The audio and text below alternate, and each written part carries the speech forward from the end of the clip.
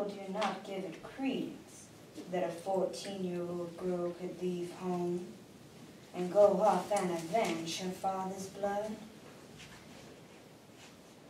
But it did not seem so strange then. Here's what happened. Tom Chaney showed up hungry one day. Papa took pity and gave him a job. In November, Papa and Tom decided to go to Fort Smith. Little did Papa realize that he was never to see us again. One night, Tom Chaney went into a bar room and drank a bottle of whiskey. By and by, Chaney got into an argument and got out his rifle. Papa told him to surrender the rifle. Chaney would not listen, but shot my father in the head, killing him instantly. Tom Chaney must pay for this. You must pay for everything in this world. There is nothing free except the grace of God. You cannot earn or deserve that. And I would not rest easy until that cur was roasting and screaming in. Well, I would not rest easy. Romans 12:19 says, "Dearly beloved, avenge not yourselves. Vengeance is mine, I will repay, saith the Lord." In this classic story of the Wild West, young Maddie Ross learns the consequences of taking revenge on her own, rather than trusting God and forgiving Tom Chaney, the man who killed her father. Called an epic, a legend, and an American masterpiece, this story documents Maddie's journey of courage, revenge, and true grit. True Grit by Charles Portis, with lyrics from Leaning on the Everlasting Arms by Elisha A. Hoffman and Anthony J. Showalter. I rode the train by myself to Fort Smith when my father was killed. What have I to dread? What have I to fear?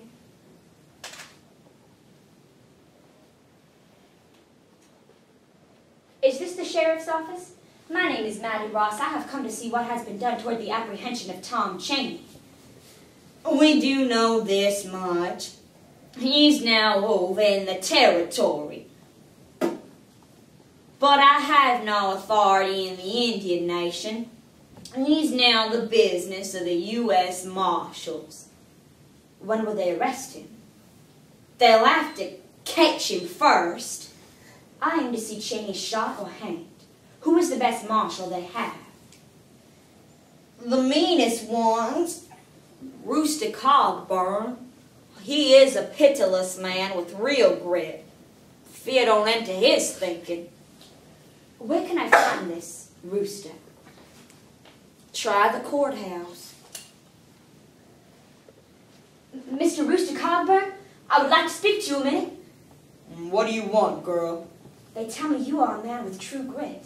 I need somebody to go after Tom Chaney, the man who killed my father. He is in the Indian Territory. Will you do it? What's your name, girl? Maddie Ross. What have you got there? My father's pistol. I intend to kill Chaney with it if the law fails to do so. I will need $100. All right, can we leave this afternoon? Wait, you are not going.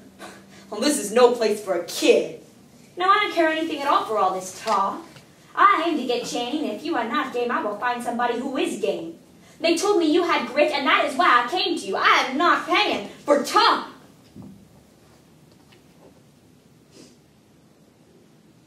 All right. What? All right, I'll take you and I'll take the job. We leave tomorrow. One sign that you are slowing me and I'll send you right back here. You got that, sister? Yes. Very well. Morning came and we rode. As the days passed, we pushed deeper and deeper into the territory. Tom Chaney was not far ahead of us. Rooster! Our water's low. I'm going to look for a spring, and I'll take my pistol.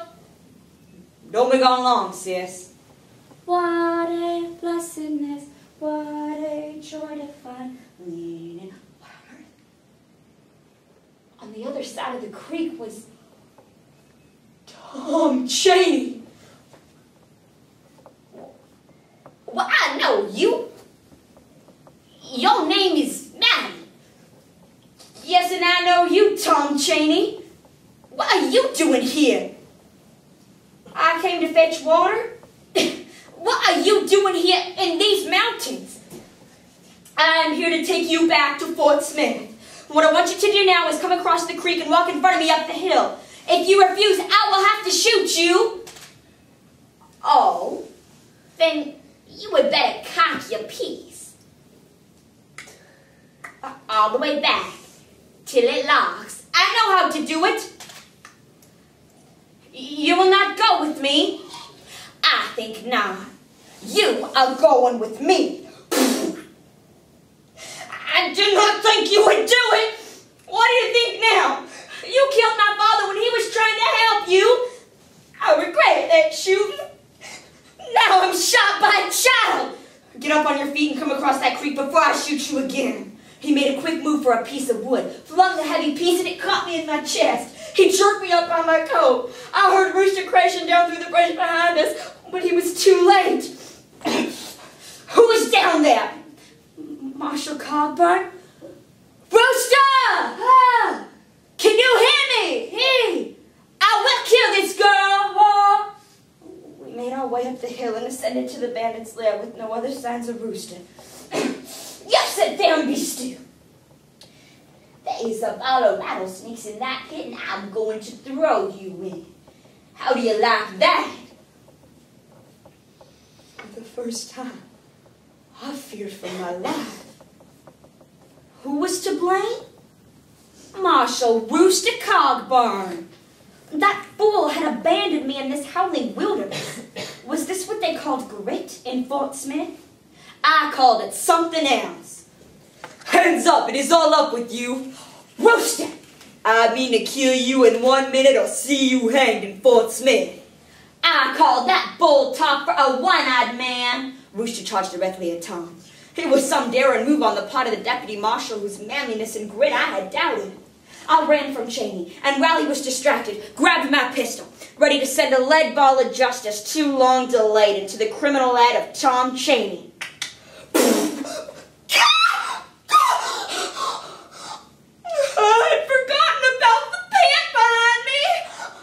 My right arm was pinned to my side and I could not pull it free. Oh, the arm was broken. Help! I need help! Oh, this will not do. What have I to dread? What have I to fear? Lean. Suddenly I heard something. Snakes! Oh, I cannot guess how many, but no fewer than 40. Oh, Lord, help me. I'll reach for a stick and find, oh, Lord, oh, the skeleton of a man. I pulled the man's arm clean away. Get back, you help! Oh, I see somebody up there. Hurry up! Got snakes and skeletons down here. I'll warn you, there will soon be another. Tom Cheney? Where's Rooster? Throw me a rope, Tom! You can't help me mean enough to leave me! You say you don't like it? You're finished, Tom! Help!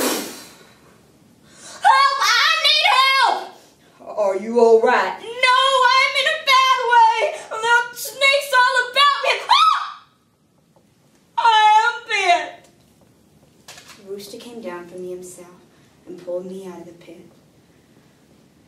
We must get you to a doctor, sis, or you're not going to make it. Night had fallen when we reached Fort Smith. My snake-bit hand swelled and turned black. The doctor amputated the arm just above the elbow. I went home and wrote Rooster a letter inviting him to visit. He replied saying he would try, but never came.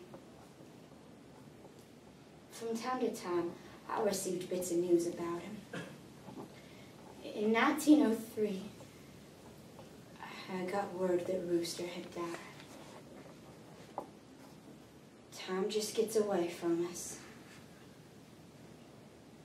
Thus ends my true account of how I avenged Frank Ross's blood